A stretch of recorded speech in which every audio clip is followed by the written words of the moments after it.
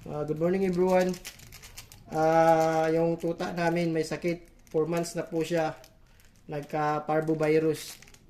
Wala pong gamot sa parvovirus. Hindi po ako veterinary pero ito po ang solution guys. Orisol. Oral Rehydration Salt. Okay. Natin.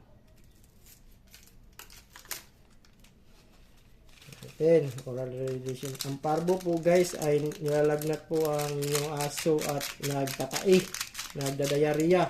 Kaya goods po ito sa kanila. Parang tao lang po din. Kapag nagdadayarya ang tao, kailangan mag-oral orisol. Tapos meron ako ditong Isiflora probiotics para sa aso din. Natin guys.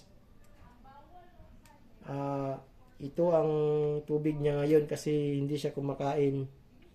3 araw na siya hindi kumakain. Pero ito ang tubig niya ngayon.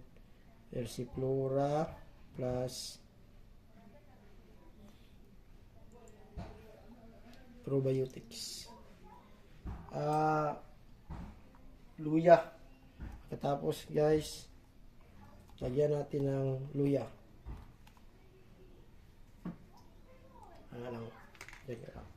Luya po guys. Hati po tayo. Kahit ikuan lang po guys.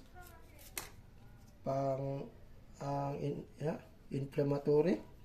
Hindi ko sure ba pero kuan dyan po ni makatabang dyan po ng luya. Katulong din ito guys. Luya. Sa may sakit na parvo.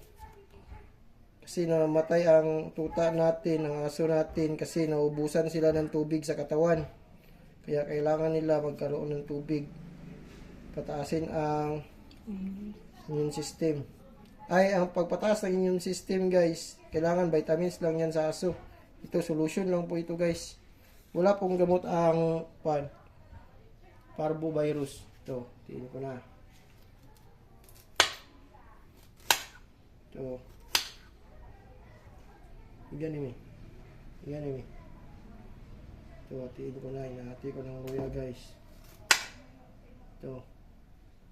Sa mainit na tubig hanggang maging maliganggang. Ito na guys. Luya. Oral rehydration. Versiflora. Tapos saluin na natin. Tayin natin hanggang maligamgam na siya at hindi na mainit. Ito ang tubig ng aso namin ngayon guys. Pangdugtog ng kanyang buhay. Para maayos ang kanyang magamot ng kanyang diarrhea. Guys.